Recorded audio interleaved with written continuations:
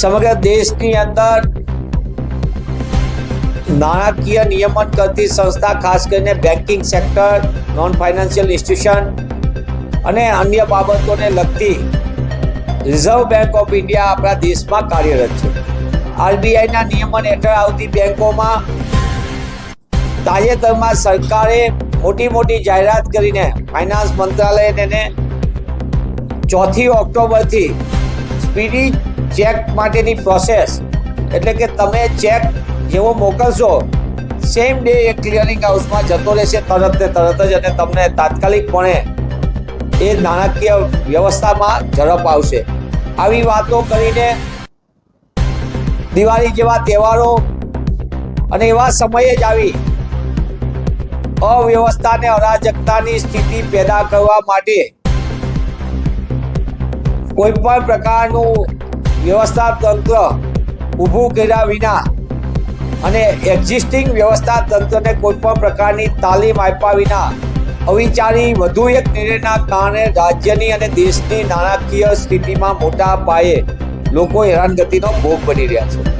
ગુજરાતની અંદર ખાલી આપણે વાત કરીએ તો ગુજરાતની તમામ બેંકોની શાખામાં અત્યારે પારાવાર મુશ્કેલીનો લોકો સામનો કરી રહ્યા છે. જે લોકો પોતે જેમને 4મી તારીખે 5મી તારીખે આ નવી પદ્ધતિ પ્રમાણે બેન્કિંગમાં પોતાનો ચેક જમા કરાવ્યો, એ વ્યક્તિને ચેક જમા થયા ભેગું સેમ ડેનો મેસેજ આવી જાય છે. એની માટેના નાણાં રાત્રે જેમાંથી જે બેંકના ખાતામાંથી જે નામ હોય જે તે વ્યક્તિના એ પણ ઉધારાઈ જાય છે, એનો મેસેજ આવી જાય છે. પણ જેના ખાતામાં જમા થવા જોઈએ એ નાણાં એના ખાતામાં જમા ન થાય. એટલે કે તમે ધારો કે કોઈ બેંકમાં ચેક જમા કરાવ્યો, તમને એ વ્યક્તિ આપેલો ચેક જમા થયા પછી તમારામાં ક્રેડિટ બોલે છે નાણાં, જેને આપ્યો ચેક એનામાંથી ડેબિટ બોલે છે, અને એ નાણાંના આધારે તમે 3 દિવસ પછીના, એટલે કે 72 કલાક પછીના બીજા લોકોને તમે જે આપવાના નાણાં થતા હોય એ નાણાંના તમે ચેક અલગ લખ્યા હોય. એટલે પરિસ્થિતિ એવી થાય કે 48 કલાકમાં ક્લિયરિંગ થવાને જે નોર્મલ પ્રોસેસમાં થાય. 4 ઓક્ટોબરથી તો સ્પીડી પ્રોસેસની વાતો કરીને સેમ ડે ક્લિયરિંગની વાત કરતા, એની બદલે 72 કલાક સુધી આ નાણાંની કોઈ વ્યવસ્થા ખબર ન પડે. બીજી બાજુ જે વ્યક્તિએ પોતાનામાં નાણાં ક્રેડિટ છે, એટલે પોતાના બેંક ખાતામાં બેલેન્સ બોલે છે, એટલે 2 દિવસ ડિફર પછીનો એ પોતે જ્યારે ચેક લખીને અન્ય વ્યવહાર માટે કરે ત્યારે એનો ચેક રિટર્નના એના ખાતામાંથી 500 રૂપિયાની પેનલ્ટી કાપી લેવામાં આવી. આવા અનેક પ્રકારના કિસ્સાઓ આજે બેંકોની અંદર લોકોને 2 દિવસથી, એટલે કે શનિવારે પણ મોટા પાયે પ્રશ્નો થયા. આજે પણ તમામ બેંકોની અંદર આ પ્રકારના પ્રશ્નો આવી રહ્યા છે.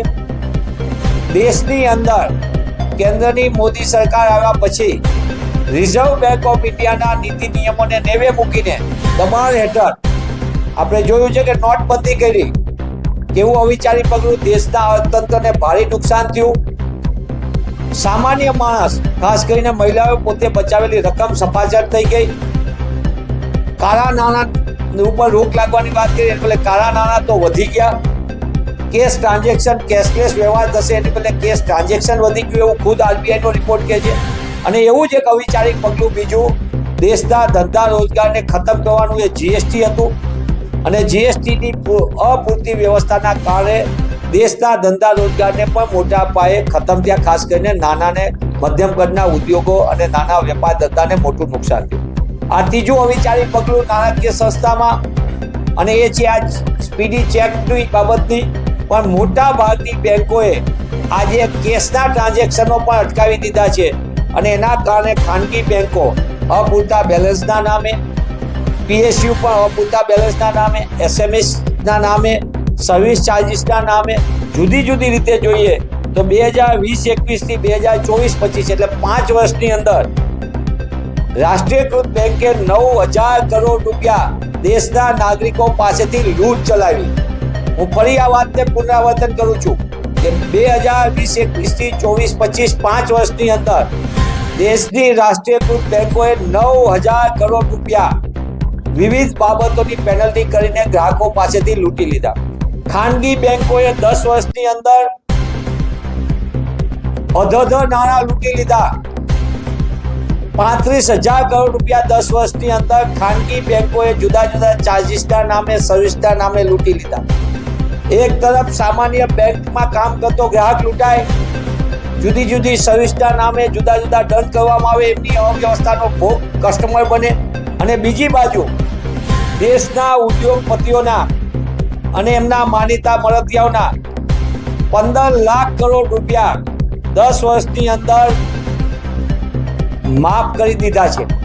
આ દેખાય છે કે દેશની અંદર સત્તા સ્થાને બેઠેલા લોકો લૂંટનું તંત્ર ચલાવી રહ્યા છે અને બેન્કિંગ વ્યવસ્થાને તહસ કરીને સામાન્ય માણસને એનો ભોગ બનાવી રહ્યા છે। ત્યારે કોંગ્રેસ પક્ષ તરીકે અમે માંગ કરીએ છીએ કે દેશમાં અરાજકતા, અવ્યવસ્થા અને આર્થિક તંત્રને બદહાલ કરવા માટે જે અવિચારિત નિર્ણયો થાય છે તેની ઉપર રોક લાગવી જોઈએ। તહેવારના દિવસોની અંદર આ પ્રકારની હાલાકી થાય છે અને હાલાકીમાંથી સામાન્ય નાગરિકોને, નાના વેપારીઓને, ગ્રાહકોને રાહત મળવી જોઈએ। કેશ ટ્રાન્ઝેક્શનમાં ફેલ ગયા છે એટલે મારી મચરીને જે ડિજિટલ ટ્રાન્ઝેક્શનના નામે રેકોર્ડ બનાવવાની વાર્તાઓ બંધ કરે, લોકોને, સામાન્ય ગ્રાહકને સરળતાથી નાણાં મળે અને એમનો વ્યવહાર ચાલે, અર્થવ્યવસ્થા સરળતાથી ચાલે તે દિશામાં કામ કરે। આ બાબતે રિઝર્વ બેંક ઓફ ઇન્ડિયાને અમે વિસ્તૃત રજૂઆત કરવાના છીએ। પૂર્વ નાણામંત્રી અને રાજ્યસભાના સાંસદ સન્માનીય શક્તિસિંહજી ગોહિલ પણ આ મુદ્દે રિઝર્વ બેંક ઓફ ઇન્ડિયા અને નાણાં મંત્રાલયને પત્ર લખવાના છે। ત્યારે કોંગ્રેસ પક્ષ તરીકે અમે પુનઃ માંગ કરીએ છીએ કે તહેવારના દિવસોમાં આર્થિક કટોકટી ઊભી થાય અને લોકોની હેરાનગતિ જે રીતે ઊભી તંત્રના ભોગે થઈ રહી છે, તંત્રના વાંકે થઈ રહી છે, એના ઉપર તાત્કાલિક રોક લગાડીને સરળતાથી વ્યવસ્થા તંત્ર પુનઃ સ્થાપિત કરવામાં આવે।